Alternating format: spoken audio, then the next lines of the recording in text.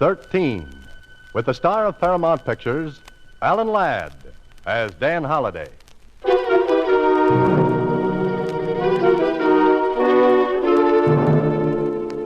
Box 13.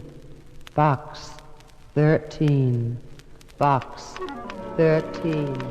Box 13. He looked deeply into her eyes, which reflected his mood like twin lakes of azure blue. Azure blue. Why does a woman always have to have azure eyes? Why couldn't they be fire engine red?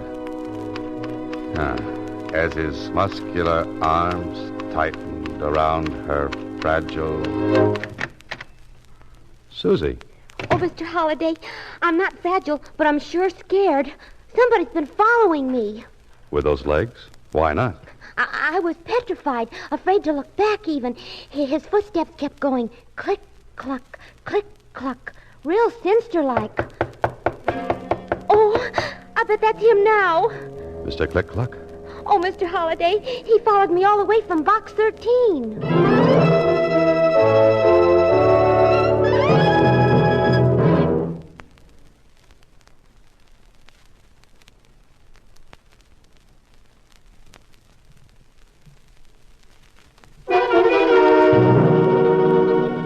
And now, Box 13, starring Alan Ladd as Dan Holliday.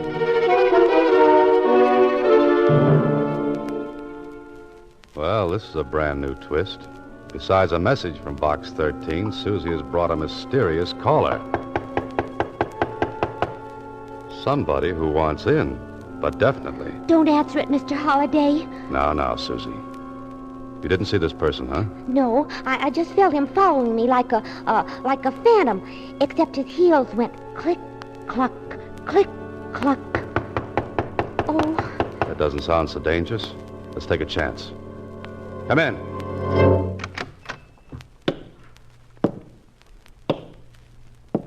Oh. Silly me. I ought to be ashamed for being such a fraidy cat. Look who it is. Well, Susie, who is it?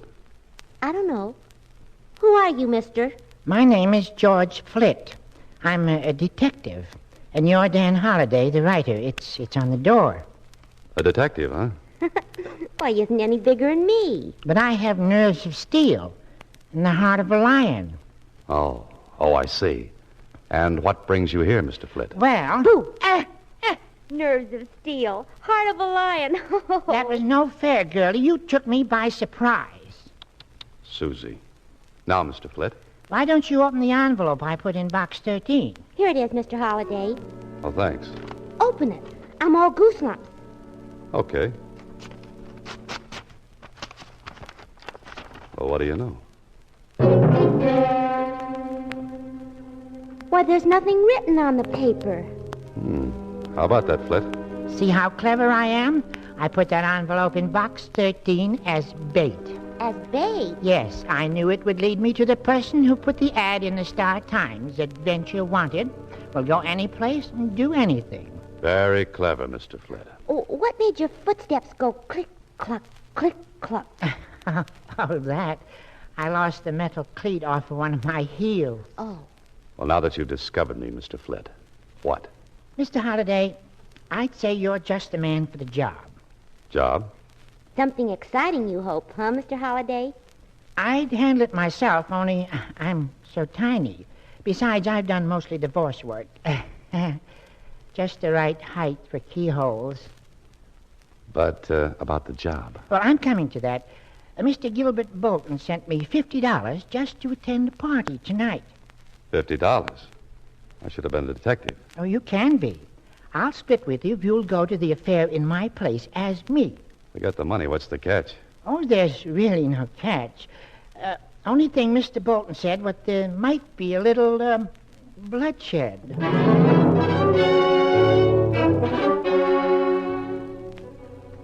Well, this holiday is the wackiest situation yet from good old Box 13.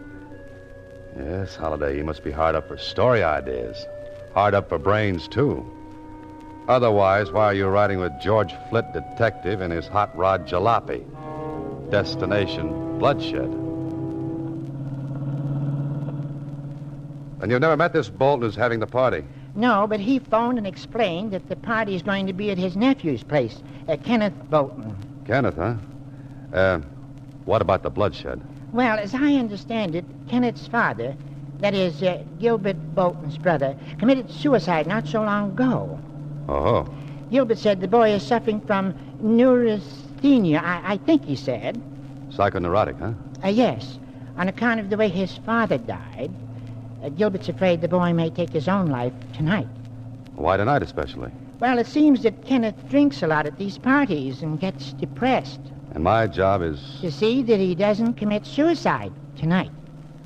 I've looked forward to more pleasant evenings. I think that's the place up ahead with all the lights on. Yeah, that's the address you mentioned. We must be about 15 miles from town. 14 7/10 by my speedometer. Well, Flitt, I may as well take off. What are you going to do? Oh, I'll sit here in my car and listen to the radio, sort of keep my eye on things from the outside. Good idea. See you later, then.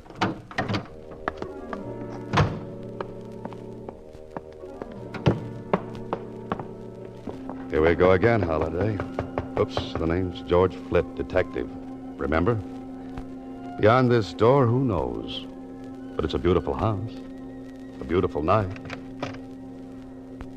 and a beautiful girl. Good evening. Oh, good evening. I'm looking for Mr. Gilbert Bolton. Won't you come in? And you are... George Flitt. You say you're George Flitt? That's right. I'm Rita Martin. How do you do? Now let's go in and find Gilbert Bolton, Mr. Flitt.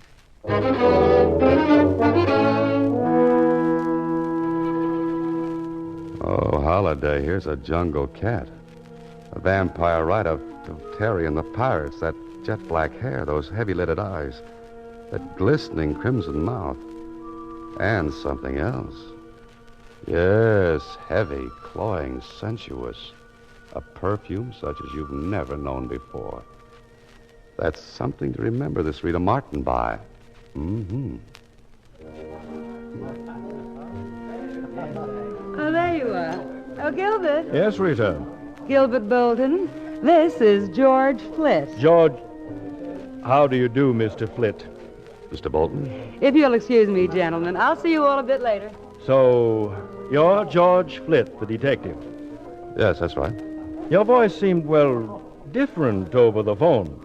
Well, you know detectives. Many disguises, many voices. Got to keep them confused, you know. Somehow I pictured you differently.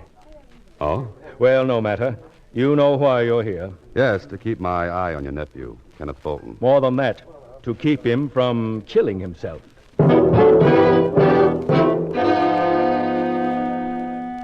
The way this man looks at you, Holiday. So cool, so calculating. With piercing eyes that thud against the back of your skull. He could be one of two men. A man of distinction or a man of extinction. Okay, Mr. Bolton, I'll keep your nephew alive. That's your job. But what makes you think the boy wants to commit suicide? Well, since his father, my brother, took his life, Kenneth has been extremely upset. It's only natural, Mr. Bolton. I know, but I've heard Kenneth threaten suicide, and it's got me worried. Anyone else hurt him? Yes, Miss Martin. Anyone else? What do you mean, anyone else? I just wondered if anyone else had heard him make these threats. I really wouldn't know. It's enough that Rita and I know about it. How does Rita figure in this picture? Aren't you being a bit presumptuous, Mr. Flitt? A detective likes to know these things. Miss Martin is an old friend of the family. Oh, there's Kenneth now. I'll bring him over. Just as Gilbert Bolton passed me, there was something familiar about him. What was it? Who was it? Come on, think, Holiday. It may be an important clue. But here they come. The man of extinction and a typical boy from Princeton or Yale or Harvard.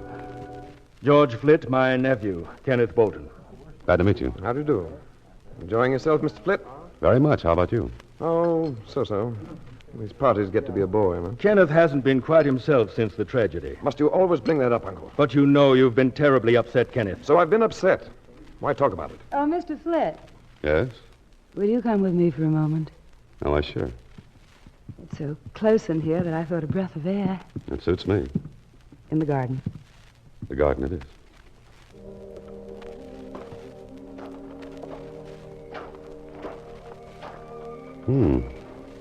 Nice.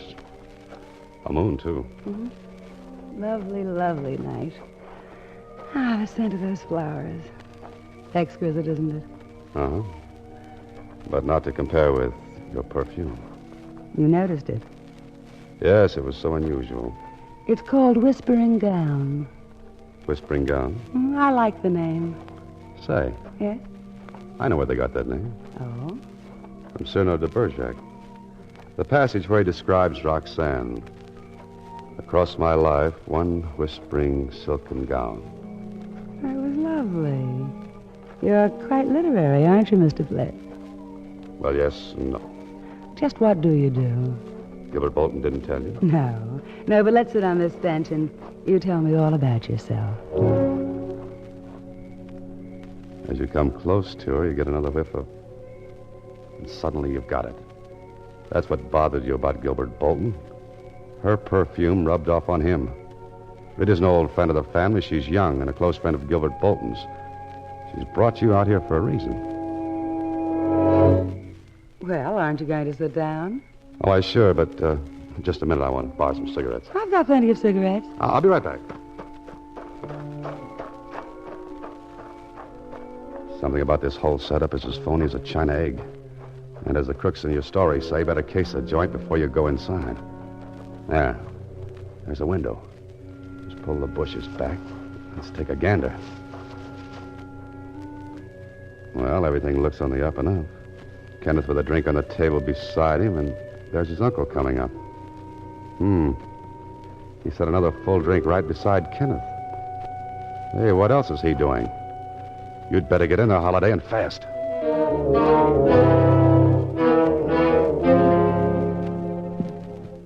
Mind if I join you, gentlemen? Well, not at all, not at all. You appeared quite suddenly. Care for a drink, Mr. Flett? Here, I haven't touched this one. No, let me fix Mr. Flett a fresh drink. I think I'll just have one of these hors d'oeuvres. Here, watch it, my drink. Oh, I'm sorry. Flett, you awkward idiot. Oh, excuse me. Yes, Uncle. Accidents will happen. I didn't really feel like another drink. It was your idea, remember? Well, Mr. Flett, were you able to borrow some cigarettes? I was ambushed by hors d'oeuvres. Glad you're here, Rita. I have a proposal to make. Yes? What say we all run up to my penthouse for a while? Oh, sounds good. What do you say, Mr. Flett? Fine. I think a change of scenery would be nice. You'll enjoy the view overlooking Green Hill Park from the penthouse, Mr. Flett. Oh, good. What's the address? Tell you what, Mr. Flett. Rita, Kenneth, and myself will go ahead in my car. Then you can follow us in yours. Well, maybe I'd better go with Mr. Flett to keep him company. No, I'd like you with me, Kenneth. There's something I want to discuss with you. Important. Well, perhaps I should have the address in case I lose you. That won't be necessary. Just follow me.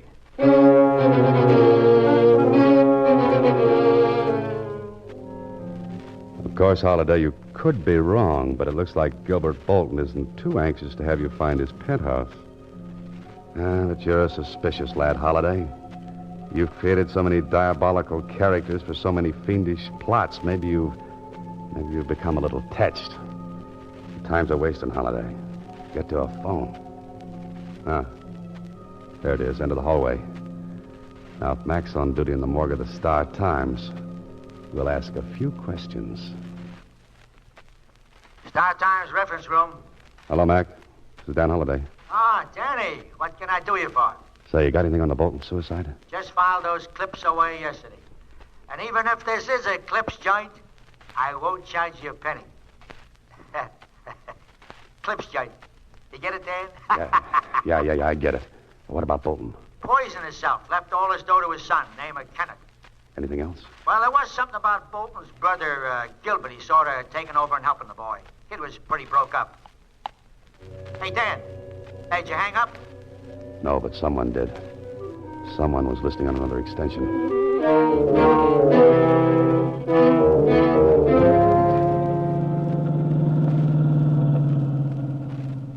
Hey, this is the fastest hot rod I've ever driven. We're keeping right up with the Bolton. And he's doing 70. Wait until you shift into high gear. Where are we going? To a penthouse, I hope. Gilbert Bolton's. What happened at the party? Oh, Rita Martin tried to get me into the garden, and I got suspicious. Trying to keep you away from your job, wasn't she? Yeah, so I rushed back into the house, stopping to case the joint through a window. Case the joint. Detective talk. Yeah, then I got into trouble with Bolton. Well, how? By knocking a drink from his nephew's hand. Huh? What did the uncle do? He got insulting. Then all of a sudden he suggested going to his penthouse. Watch it. He's slowing down. Yeah, I wonder what his idea is. Oh, he's just slowing down for that train. But he only slowed down for a second. Look at him go. I know what he's doing. He's trying to beat that train to the crossing. He's trying to lose us. Step on the gas, Mr. Holliday. Okay. Mr. Holliday, are we going to make it? He made it, but I don't know about us.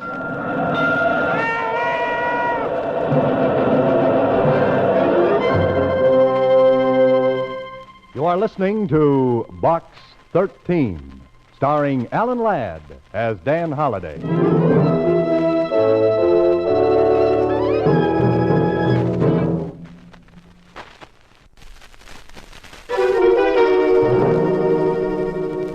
And now, back to Box 13, starring Alan Ladd as Dan Holliday.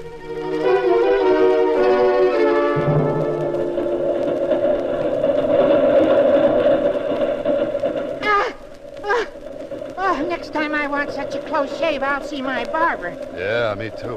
Gosh, Mr. Holliday, I thought I could handle this hot rod, but the way you whipped her off the road just short of those tracks, Not a scratch on her. Lucky us. That train must be a mile long.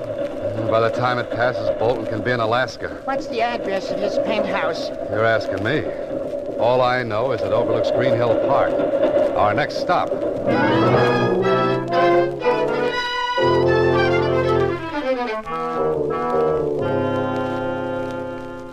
Well, George, Green Hill Park. I bet all these buildings have penthouses. We'll try them all until we hit the right one. I'll go around this side of the park. Okay, and I'll try the buildings around the other side. Bolton's got to be in one.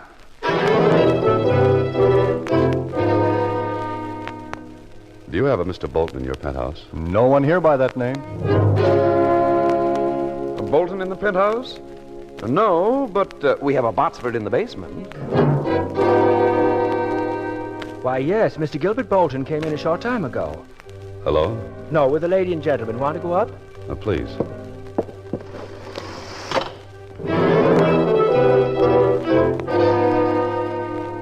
Did Mr. Bolton say anything about expecting more guests? No, sir. Do me a favor. If a little fellow with a squeaky voice shows up asking for Bolton, tell him I'm here, will you? Dan Holliday. Yes, sir. Oh, here you are. Thank you, sir. Your floor, sir. That's the penthouse door over there. Right.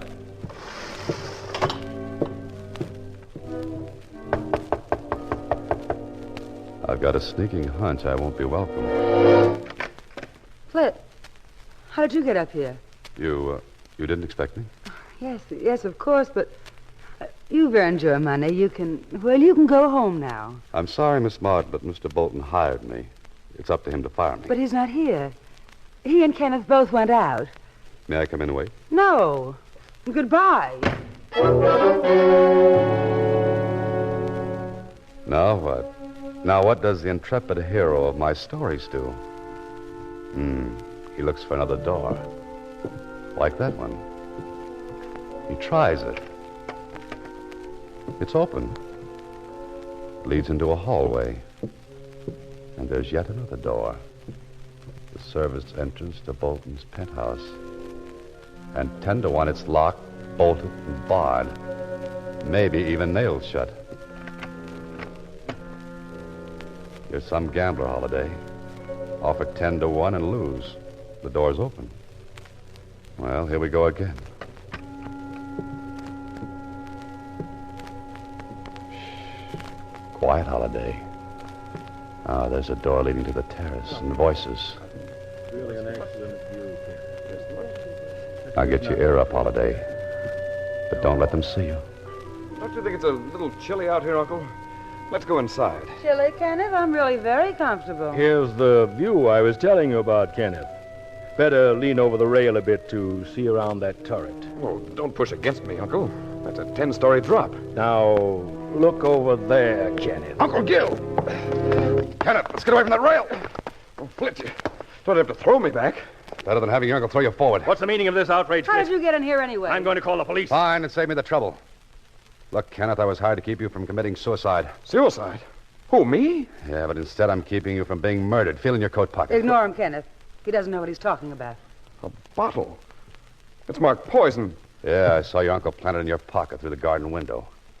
He wanted to make it look like you poisoned that drink I knocked from your hand. Stop right there, Holiday. This isn't a cap pistol. You too, Kenneth. Don't move. Oh, you must be crazy, Uncle Gil. And you knew I was Dan Holiday all along, huh? Of course. I've seen your picture in the book review pages. Then I caught you a telephone conversation with the Star Times on the extension. You get around. I can't believe this. You, my uncle. What's the play now, Bolton? Well, first I walk over to Kenneth and knock him out with his gun. No, don't move, Holiday. I've still got you covered. Oh? And now that you've knocked out your nephew, what's your next move? Mr. Holiday, before I heave him over the rail to make it look like suicide, I'm going to shoot you. Oh, fine. Then I'll wipe my fingerprints off this gun and press my nephew's hand around the butt. His fingerprints on the gun will prove he shot me, huh? But what about a motive? Very simple. You tried to stop him from jumping off the terrace. And you're supposed to invent plots, Mr. Holliday. But they'll trace the gun to you, Bolton. Oh, no. It's Kenneth's gun. I took it from his room. And you wanted a detective on hand to throw off suspicion. Yes, Mr. Holliday. Who'd suspect Gilbert of murder when he'd hired a detective to protect Kenneth? But why? Why do you want to kill your nephew? Let's say I borrowed quite a large sum I can't make good. Oh, embezzlement, huh? And you need Kenneth's inheritance to keep out of jail. Wouldn't he lend you the money? Not the amount we need. We? Obviously. So we're taking it all. Clever, eh, Holiday? You're killing me. You're so right. Get rid of whoever it is, Rita.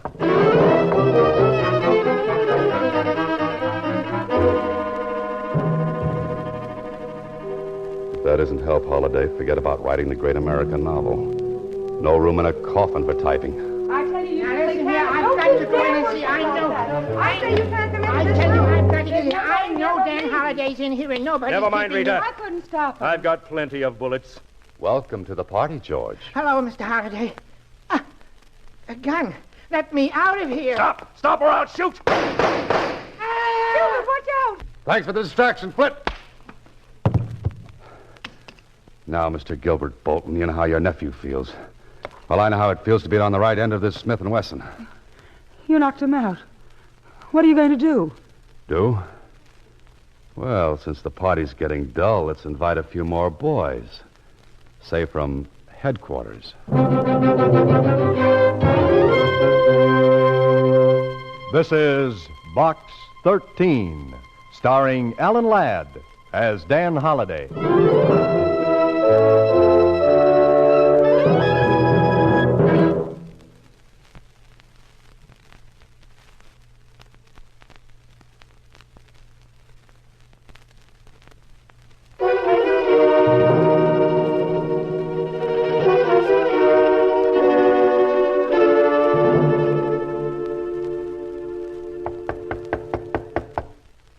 Come in. Hello, Mr. Holliday. Hello, Susie. Ah, Mr. George Flint, detective. How's the arm, Mr. Flit? Oh, it's healing up fine. One of the bullets just grazed me. You know, I bled quite a lot. Say, wasn't that awful, them trying to kill that boy? And he really wasn't psycho whatchamacallit at all. Bolton cooked that up to support the suicide story. What's going to happen to them, Mr. Holliday? Well, they've got Bolton for embezzlement and attempted murder. They're holding Rita as his accomplice.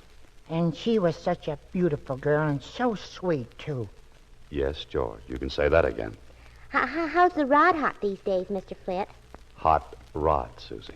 Hot rod. Rod hot. Red hot. Oh, how is it anyway? Red hot. Oh, it's fine. And Mr. Holliday, even if I did run away from that gun, I really do have the heart of a lion. But of course, George. Only thing is, it's a scaredy cat lion.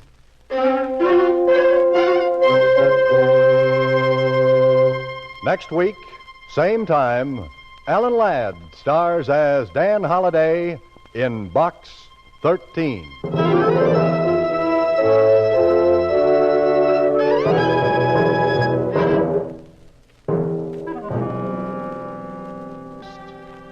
Box 13 is directed by Ted Hediger. Original music is composed and conducted by Rudy Schrager, with an original story by Larry Kraft. The part of Susie is played by Sylvia Picker. This is a Mayfair production.